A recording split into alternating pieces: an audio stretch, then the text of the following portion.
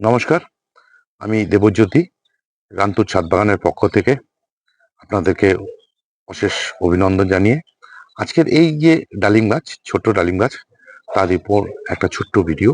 সেটা কি, জানুয়ারিতে এই গাছটি ডরমেন্সিতে চলে যাবে।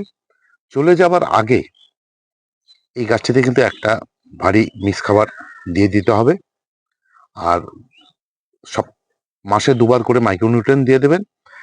একবার যে কোনো একটা কীটনাশক আর কপার যুক্ত যে কোনো একটা ফাঙ্গিসাইড এই গাছটিতে দিয়ে দেবেন।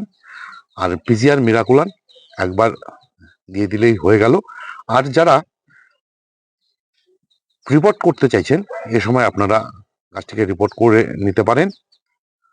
এই ছিল আজকের ছোট্ট ভিডিও। যদি ভালো লেগে থাকে তাহলে একটা লাইক দেবেন, কমেন্ট করবেন।